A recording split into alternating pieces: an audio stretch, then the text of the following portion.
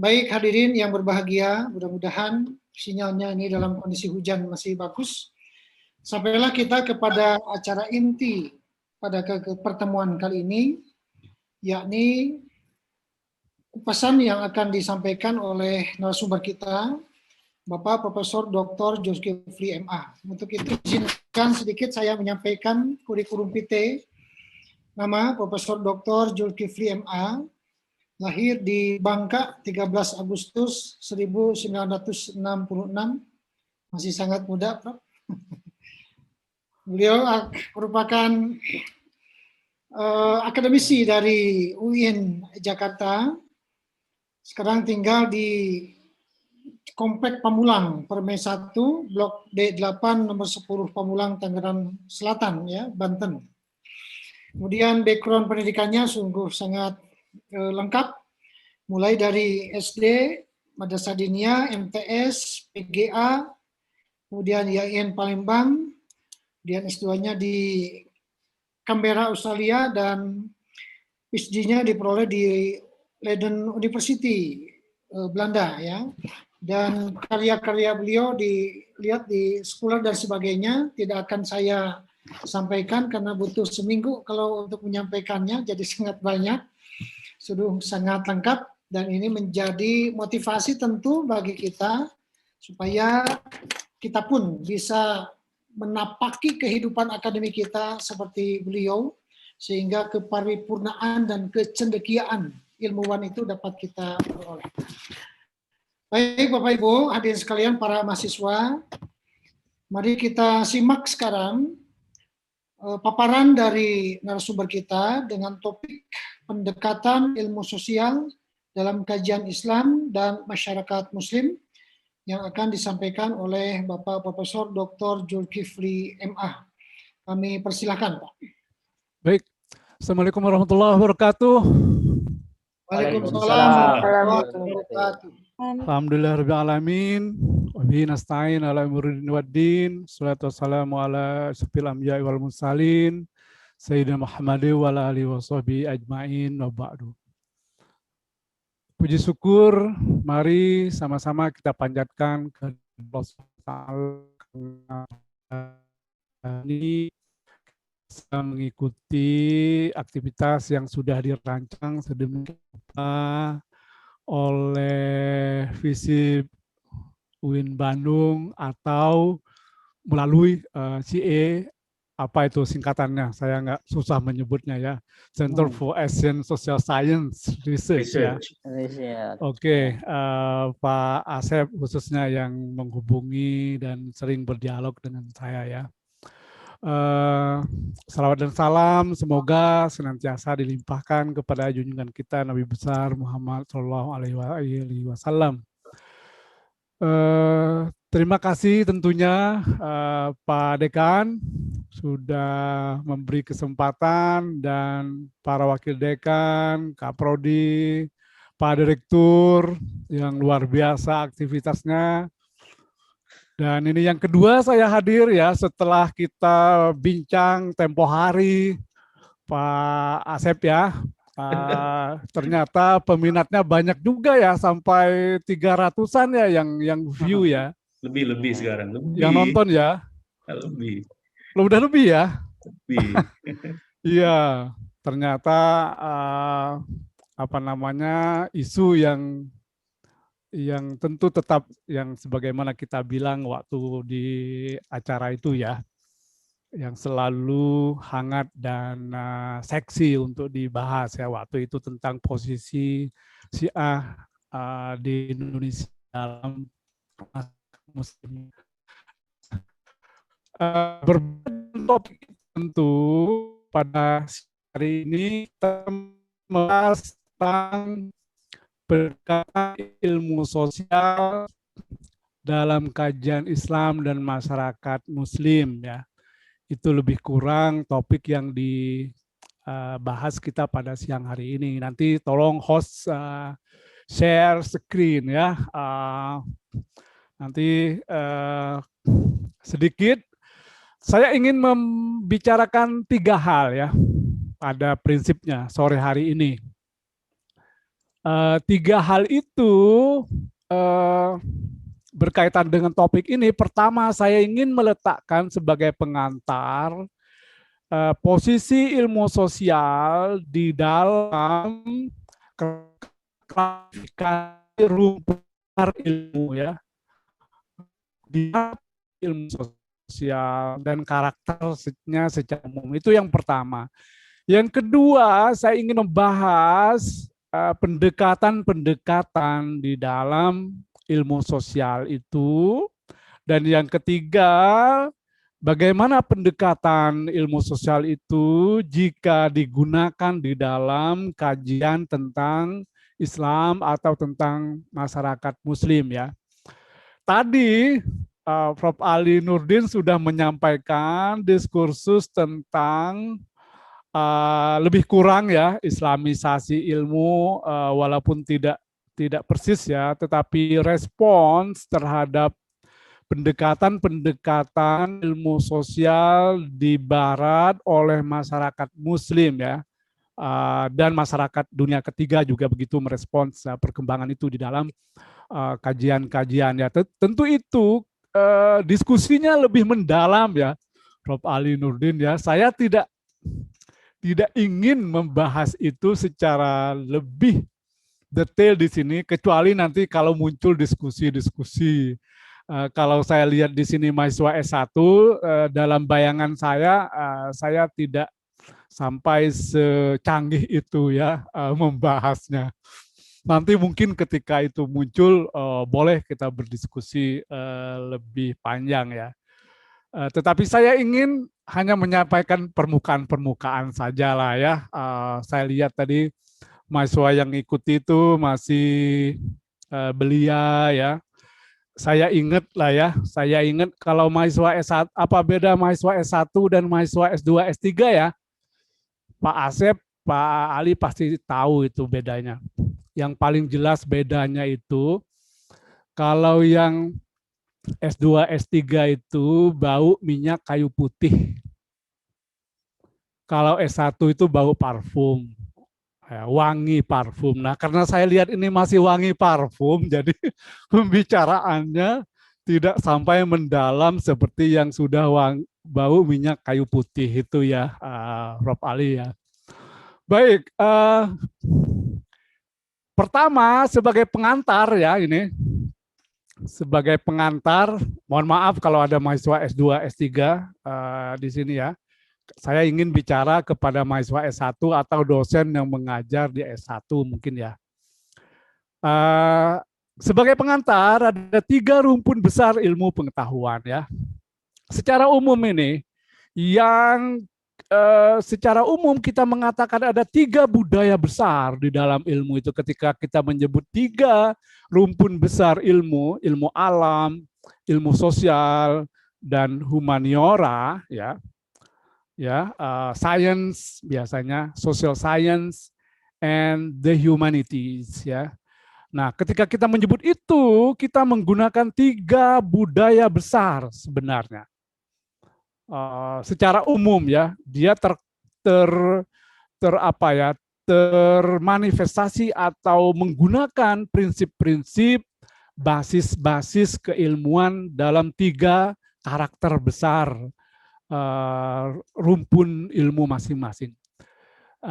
Bagaimana itu? Sebagaimana slide berikutnya ditampilkan. Di sini ada 9 dimensi kalau kita mau membedakan ya. Tetapi saya tidak mau juga membahas 9-9-nya ya. Terlalu panjang pengantarnya, nanti saya sering bilang ke mahasiswa saya kalau pengantarnya terlalu panjang itu ibarat kita lompat jauh, ancang-ancangnya 3 kilometer, habis di pengantar ya. Pendahuluannya sepertiga tulisan, atau 2/3 tulisan pengantar, nanti sepertiganya baru isi. Nah, saya nggak mau begitu, karena saya sering mengkritik soal ini. Nah, pengantarnya, kira-kira nanti penjelasan saya ini yang paling penting adalah kalau natural science atau ilmu alam itu biasanya memprediksi dan menjelaskan fenomena alam. Itu yang menjadi konsep utama dari ilmu alam. Dan caranya, pembuktiannya itu melalui hal-hal yang bisa diobservasi secara dengan panca indera ya.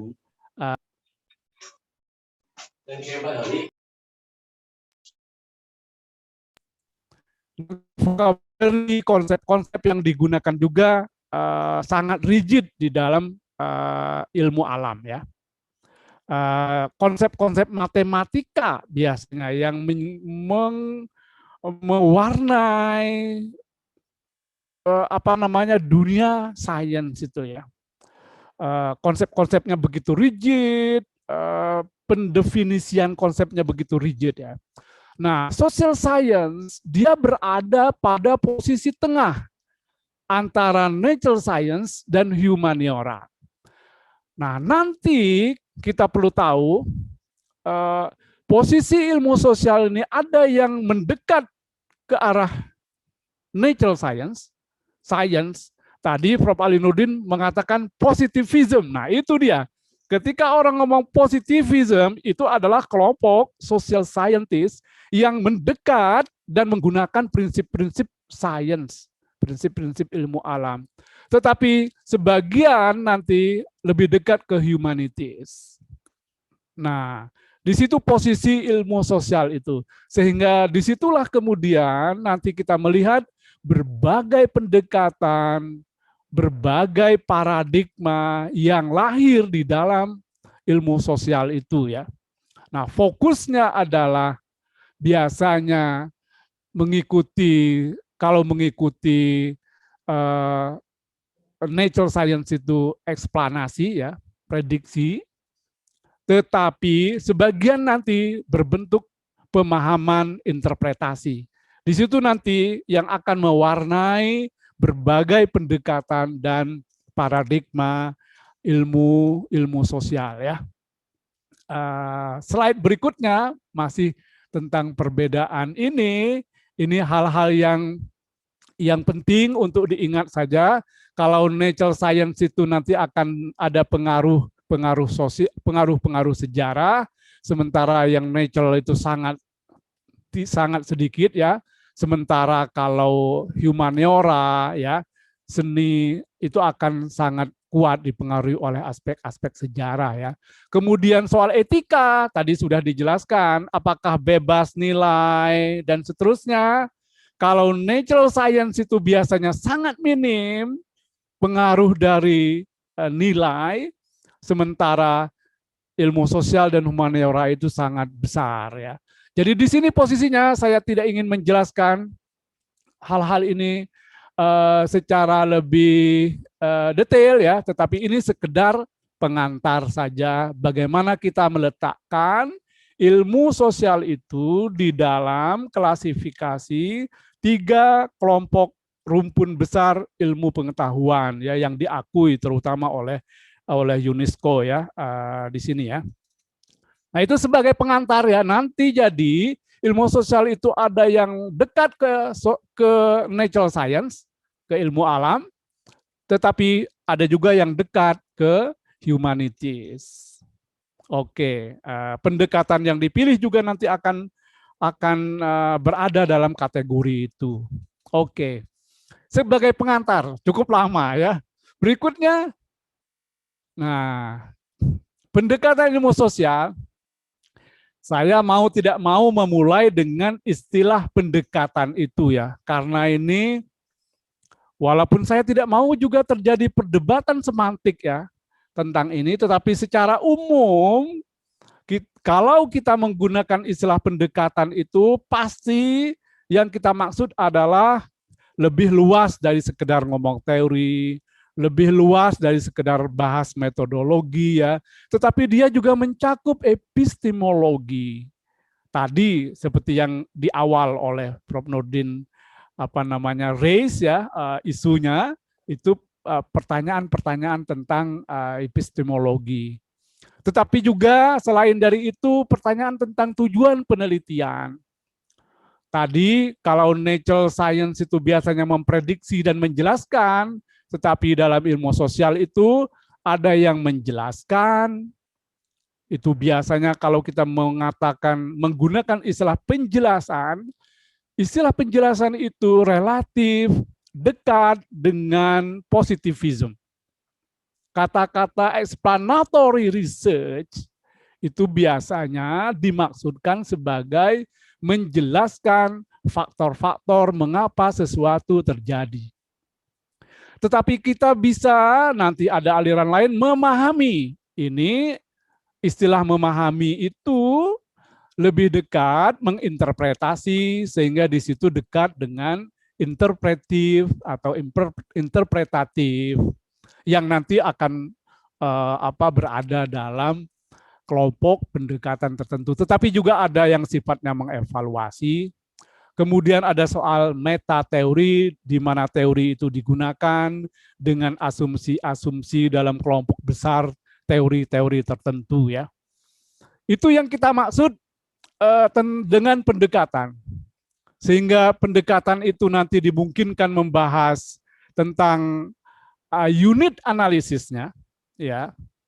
Ketika kita berpegang kepada misalnya apakah objek itu dilihat secara individu, boleh slide berikutnya, atau apakah kita melihatnya sebagai kelompok atau gagasan, itu juga bagian dari pendekatan ya. Ketika kita melakukan riset atau memahami sesuatu, apakah fokus kita itu pada individu atau sekelompok individu, sekelompok orang, organisasi, atau kita berfokus pada gagasan atau ide-ide. Dan itu semua apa yang kita lakukan itu menggunakan perspektif tertentu yang sesuai dengan pendekatan yang ada di dalam ilmu sosial. Kadang-kadang kita tidak sadar, ya. Kadang-kadang kita tidak sadar atau kita tidak tahu bahwa ketika kita meneropong sesuatu itu kita menggunakan pendekatan tertentu ya. Nah, sebaiknya kita paham dengan pendekatan yang kita pilih dan kita menggunakan pendekatan itu secara benar ya.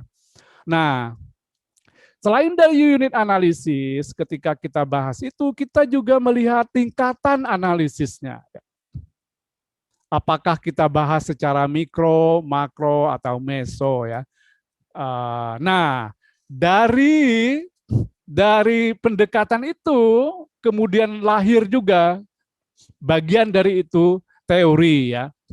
Ketika kita menggunakan perspektif individu atau individualis ya, individualism, misalnya kita berasumsi bahwa tindakan atau tingkah laku individu itu dipengaruhi atau dimotivasi oleh interest pribadi. Nah, itu di dalam pendekatan ilmu sosial itu melahirkan rational choice teori. Nah, itu asumsinya begitu misalnya ya. Tetapi ketika kita misalnya mementingkan ide, nanti akan lahir berbagai apakah interpretivism, interaksionisme simbolik, dan seterusnya ya. Atau bahkan nanti berbagai macam teori ya ketika melihat organisasi atau sekelompok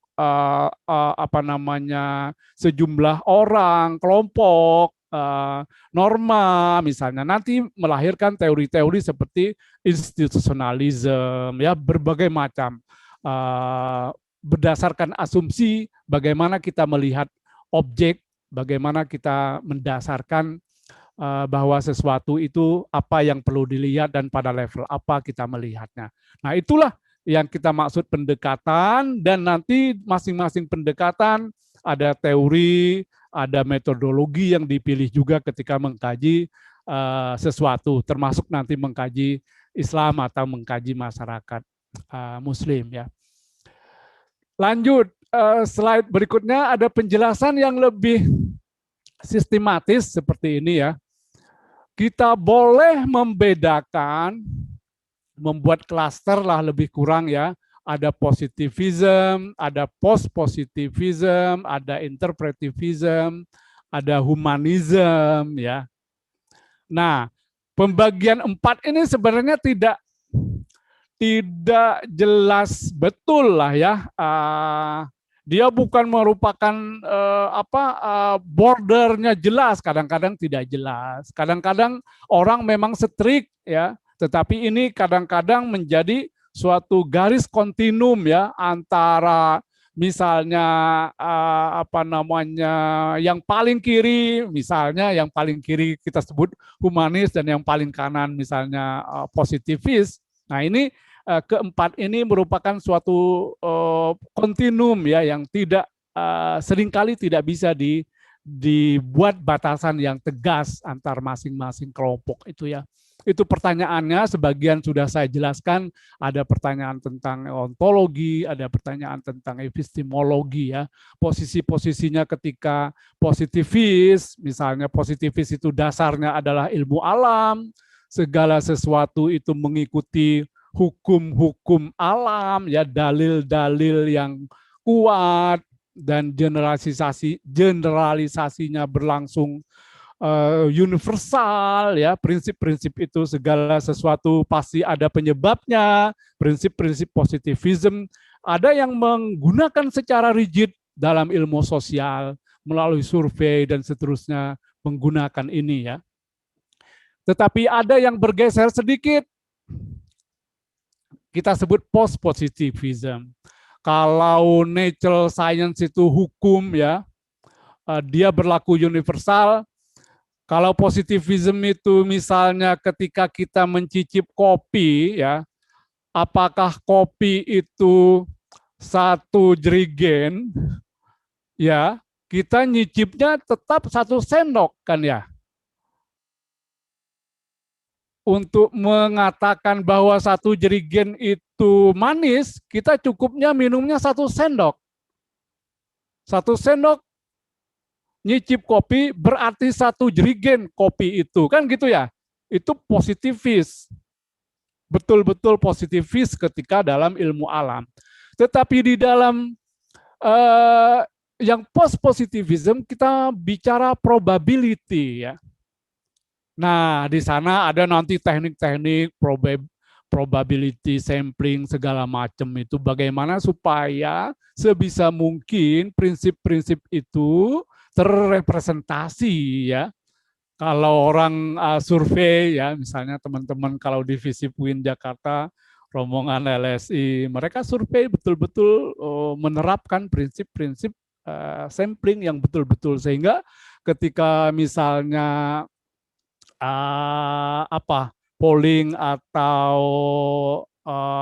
yang ketika Pilpres itu mendekati kebenaran ya, melalui survei yang mereka gunakan itu probability-nya begitu tinggi dengan sedikit penyimpangan ya. Nah, tetapi interpretivis dia lebih kontekstual, apalagi yang humanistik. Nah, di dalam ilmu sosial misalnya yang humanistik ini kita ambil Gates lah ya, Clifford Gates. Bapak Ibu ya, Clifford Gates itu sangat terkenal, dia tidak sekedar interpretivis, bahkan humanistik, humanis knowledge betul-betul yang dia gunakan di dalam riset tentang masyarakat Muslim Jawa ya, masyarakat Jawa. Perbedaannya kadang-kadang Bapak Ibu nanti secara metodologis kita akan bahas slide berikutnya. Silakan. Kalau ini lebih filosofis, tetapi saya ingin membahasnya secara lebih mudah ya. Slide berikutnya.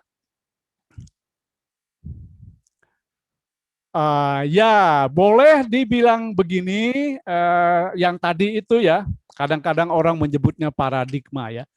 Pendekatan itu kadang-kadang tumpang tindih, tetapi paradigma ini maksudnya adalah gugusan cara pandang lah ya, lebih kurang ya. Dalam ilmu sosial terkenal itu ada 3 ya, yang kritikal yang terakhir, interpretif tadi sudah disebutkan, tetapi nanti tergantung istilahnya ya. Ada yang menggunakan konstruktivis kalau berdasarkan objek pengetahuan, bahwa itu hasil dari konstruksi hubungan subjektif, objektif, itu disebut konstruktivis. Tetapi sebenarnya ya paradigma interpretivis gitu. Sedangkan yang tadi itu order paradigm ya, tadi sudah disebut positivis. Kita kenal lah, tadi sudah disebut juga tokohnya oleh Prof. Ali Nurdin, Durkheim di sana ya, berbagai macam teori, fungsionalis, fungsionalisme struktural ya. Di situ juga nanti ada strukturalis juga sebagian mengikuti di situ ya, berbagai macam. Tetapi yang paradigma kritikal tadi belum ada di dalam slide yang tadi belum ada ya. Ini dia yang menolak asumsi-asumsi, terutama asumsi-asumsi yang pertama ya, dalam kaitannya dengan perubahan, terutama itu melahirkan paradigma kritikal ya, yang kita sudah banyak, sebagian nanti tidak tepat betul. Kalau yang lama itu Marx awalnya, tetapi belakangan kan ada Marxis, ada Bourdieu ya, macam-macam tokoh yang menggunakan kerangka itu, tetapi mereka tidak lagi bersifat rigid menggunakan satu paradigma, tetapi dia bergabung, berpisah, bergabung kembali, mengecil, meluas, segala macam, dia eklektik terjadi di dalam paradigma itu ya. Susah kemudian apakah Bourdieu itu masuk kelompok mana, misalnya begitu ya, dalam ilmu sosial itu. Sebagian menyebutnya Marxis, sebagian ada garis-garis dia mewarisi dari Durkheim, dari Weber, sebagian ada warna-warna itu gitu ya, sehingga tokoh-tokoh belakangan dan kita mungkin saja sudah susah untuk berada dalam posisi yang benar-benar secara murni berada dalam satu paradigma atau satu pendekatan di dalam ilmu sosial itu ya. Lanjut slide berikutnya. Nah, ini pertanyaan lebih detail kalau nanti soal metodologi, karena ketika kita bicara pendekatan yang dimaksud juga di dalamnya nanti selain dari teori kita ngomong metodologi dan kita juga ngomong metode ya. Kalau metodologi itu berarti prinsip-prinsip umum bagaimana masalah dibahas, direncanakan, dibahas, diteliti, dan disampaikan. Sedangkan metode dia lebih berkaitan dengan teknik-teknik, bagaimana mau mengumpulkan data, bagaimana menganalisis data. Ya.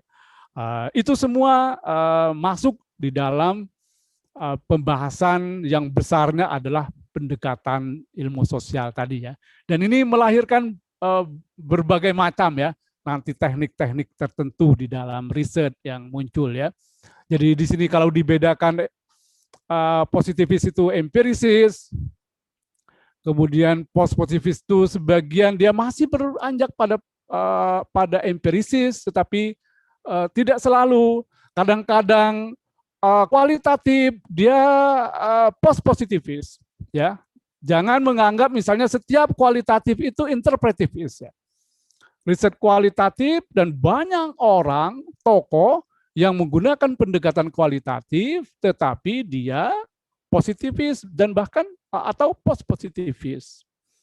Kuncharaningrat misalnya, itu antropolog terkenal, bisa dikatakan bapak antropologi Indonesia lah ya, dia positivis, ya hasil-hasil risetnya itu sangat positivis, walaupun dia menjadi bapak antropologi ya. Jadi tidak semuanya nanti dia ke interpretivis atau ke humanis. Dia bahkan orang atau sekelompok tokoh bahkan di dalam antropologi yang saya contohkan tadi, dia cenderung pada positivis atau post-positivistik ya. Dalam riset metodenya misalnya kalau interpretivis saya kira sudah sering dibahas ya. Sudah yang paling banyak menyukai itu dalam riset-riset hal-hal yang kayak gini. Kadang-kadang bahkan alasannya ketika tidak bisa kuantitatif, terpaksa harus kualitatif dan menggunakan interpretivis ya. Sangat disayangkan kalau kita punya alasan bahwa saya risetnya kualitatif saja karena tidak bisa kuantitatif. Nah ini saya kira, apalagi kadang-kadang mengatakan kalau kualitatif itu identik dengan pendekatan yang asal-asalan ya. Ini yang menyedihkan lagi. Kalau dia wawancara satu kali, dia bilang in-depth interview. Banyak sekali hal-hal yang menyesatkan di dalam riset ilmu sosial ya. Tapi tidak terjadi di kalangan di FISIP Bandung lah ya. Ini sekedar bualan saja bahwa itu pernah terjadi dan ada terjadi ya. Oke, lanjut. Ini sudah 2/3 perjalanan pembahasan saya ya. Nah, bagaimana kajian Islam? Ini sepertiganya ya. Seharusnya ini lebih ya. Nah, kajian Islam, di mana FISIP-nya? FISIP UIN itu kan sebenarnya dia bagian dari kajian Islam.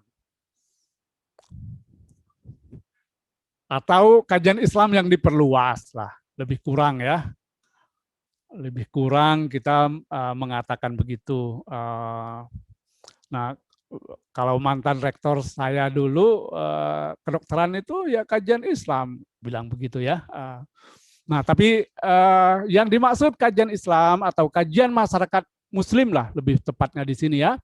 Dulu ketika kita menyebut kajian Islam itu ya masuknya ke humaniora tadi ya, ke humanities yang paling kanan tadi contohnya ya. Prinsip-prinsipnya sangat tidak bebas nilai, sangat subjektif, sangat dekat dengan objeknya, hubungan-hubungan itu ya. Konsep-konsepnya bahkan sangat lentur, sangat cair ya. Sangat diperdebatkan konsep-konsepnya.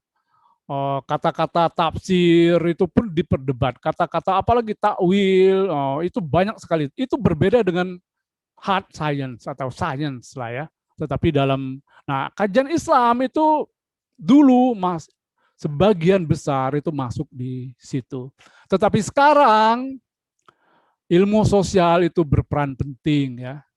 Nah, kita mengkaji Islam, saya kira kalau di FISIP UIN Bandung, pasti yang dimaksud adalah menggunakan pendekatan ilmu sosial itu dalam mengkaji Islam atau mengkaji masyarakat Muslim. Slide berikutnya. Kalau yang ngantuk silakan ngantuk ya. Saya nggak ngelihat ini.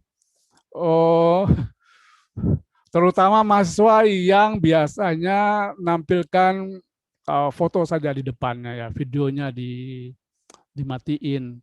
Alasannya apa? Internetnya tidak bagus. Biasa kalau dosen pasti hafal, saya kira itu ya alasan mahasiswa. Pak, matiin ya ininya kena internetnya. Padahal dia belum mandi. Gitu ya. Nah, aspek ajaran Islam yang tadi secara umum lah kalau kita mengkaji dengan menggunakan pendekatan ilmu sosial ya, kita boleh membedakan ada kajian Islam normatif dan kajian non normatif. Kalau normatif itu mungkin yang humanities yang lama, yang dulu-dulu, atau kajian yang tujuannya menjadi pedoman berperilaku. Itu yang saya bilang kajian Islam normatif. Ketika ulama merumuskan fatwa, saya katakan itu kajian Islam normatif. Majelis ulama atau para mujtahid merumuskan pedoman-pedoman ini harus begini, itu saya mengatakan kajian Islam normatif karena ditujukan sebagai pedoman masyarakat Muslim dalam berperilaku. Nah, itu juga riset, itu juga penelitian. Jangan dikatakan para ulama itu tidak melakukan penelitian. Orang-orang yang berkumpul melahirkan fatwa itu penelitian, tetapi kita katakan penelitian normatif. Nah, di FISIP saya kira yang paling banyak itu adalah kajian non-normatif. Kajian sejarah dan pemikiran, artinya apa yang terjadi dalam realitas sejarah dan apa yang dipikirkan oleh masyarakat Muslim itu menjadi apa yang dikaji oleh teman-teman di FISIP. Dan yang lebih penting lagi aspek sosial keagamaan ya. Nah, apa itu aspek sosial keagamaan? Slide berikutnya. Nah, saya buat beginilah, walaupun ini inspirasinya dari antropologi ya, tetapi lebih kurang kalau kita buat sederhana ya, tentu ini yang namanya gambar itu sederhana ya. Pasti akan protes kok sedikit sekali ya. Saya buat di tengahnya sistem keyakinan, karena semua ini lahir dari keyakinan ya.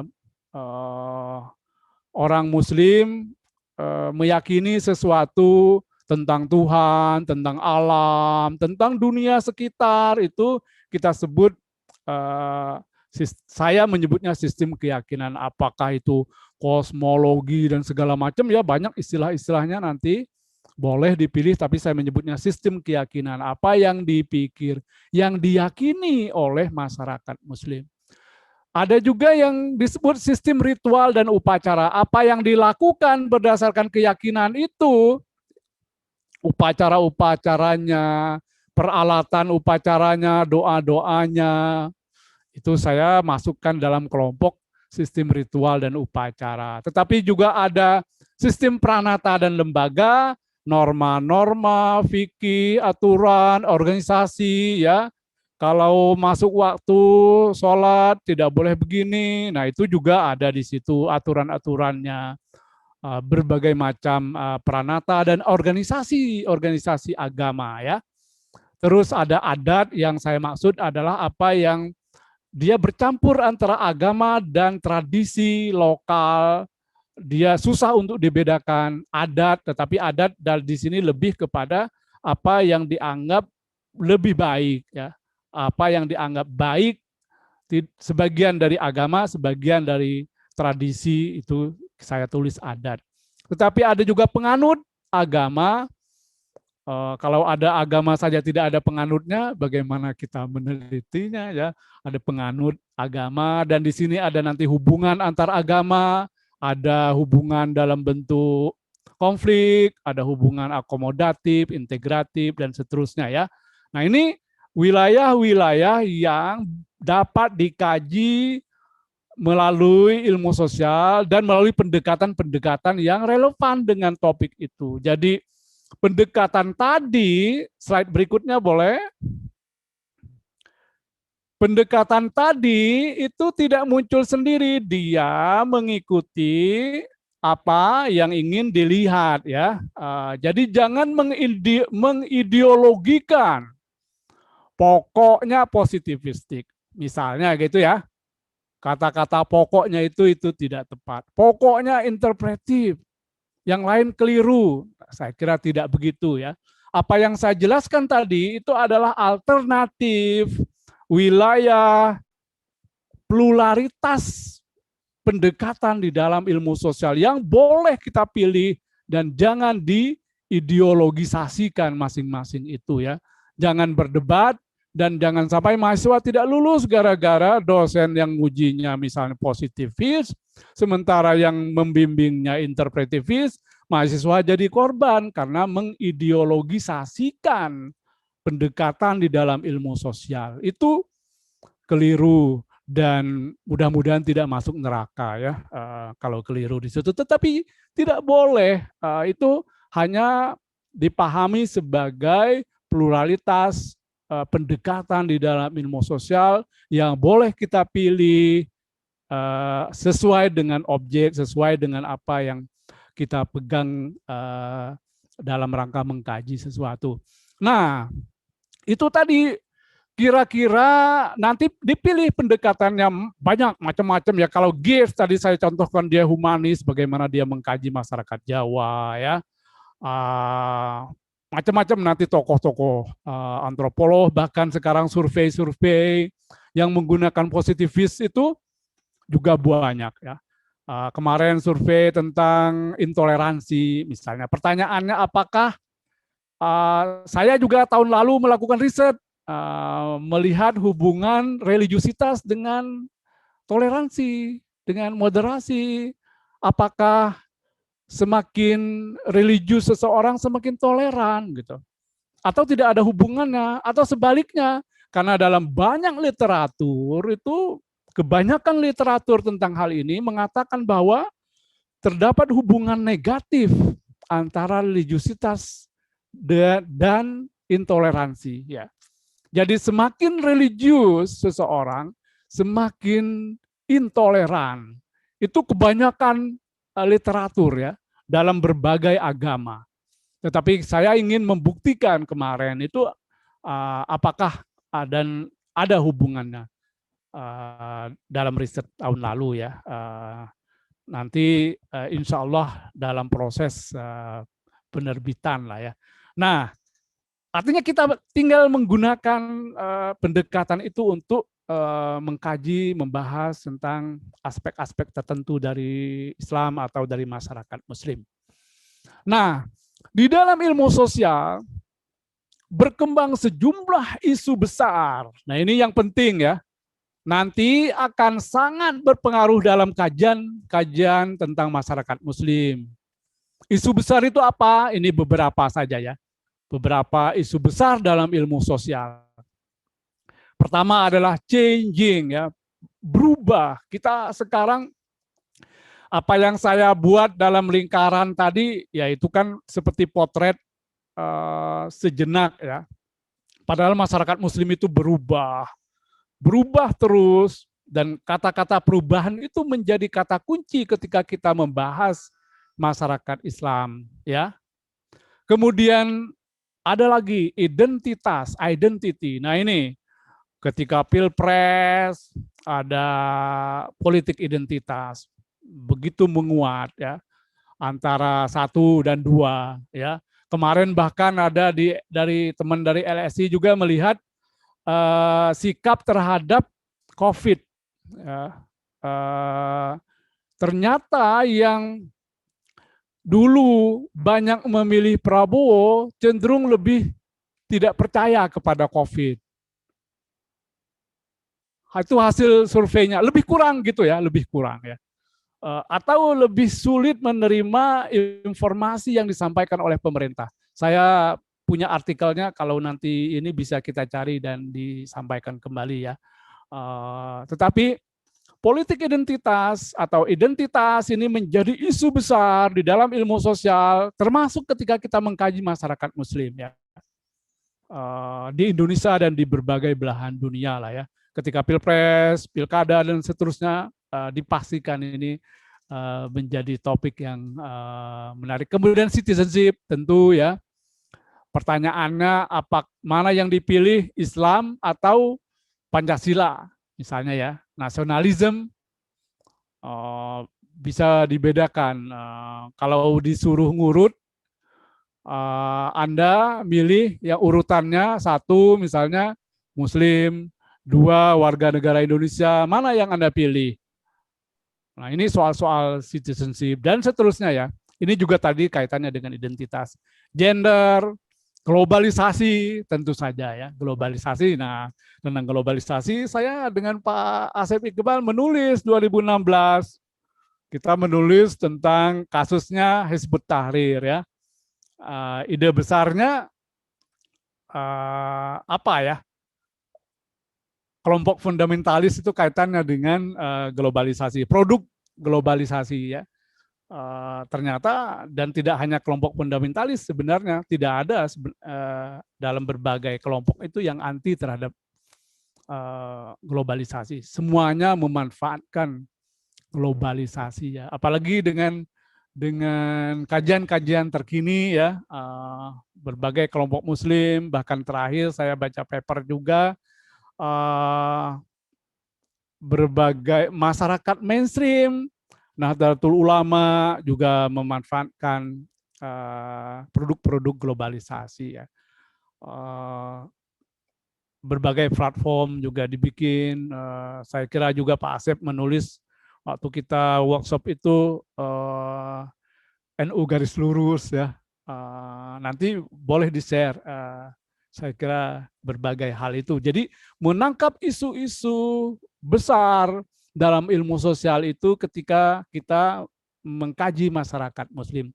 Nanti berbagai teori yang relevan, saya kira banyak sekali, dari tinggal memilih pendekatan mana dan teori apa dikaitkan dengan isu-isu itu, apakah kita mau melihatnya secara makro atau mikro, ya, identitas itu apakah mikro, apakah makro, kita lihat pengaruhnya.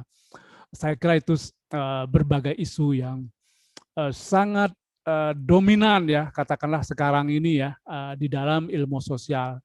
Nah, ketika kita membahas atau menggunakan pendekatan ilmu sosial, kita mencari isu besar di dalam ilmu sosial untuk kita gunakan di dalam melihat masyarakat Muslim yang tadi aspek-aspeknya sudah dilihat, ya. Saya juga mungkin nanti bisa di-share menulis tentang konversi, ya, konversi dari Sunni ke Syiah. Nanti mungkin ada Pak Dede Syarif juga di sana melihat bahwa kalau konversi sesama Islam ini, ya, dari Sunni ke Syiah, faktor apa yang paling dominan, ya, literaturnya seperti apa, dan dicoba bersifat eklektif lah, ya. Awalnya menggunakan individual perspektif, apa namanya, religious seekership, istilahnya pencarian atau faktor aktif individual, tetapi harus saya letakkan dalam konteksnya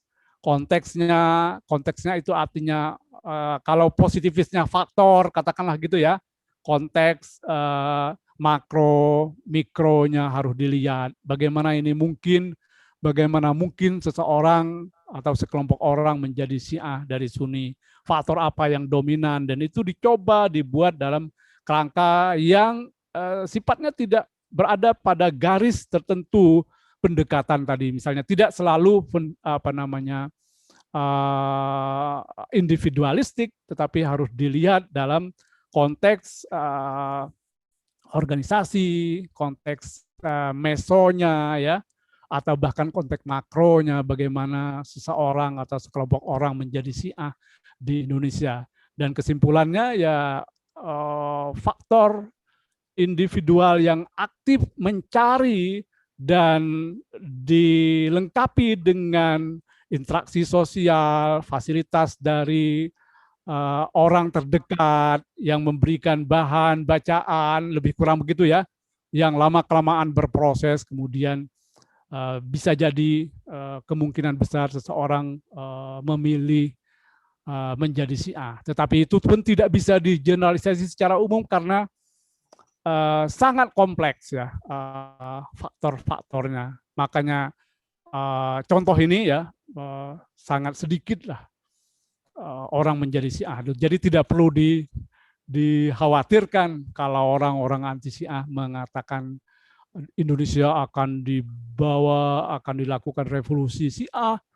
Itu mustahil.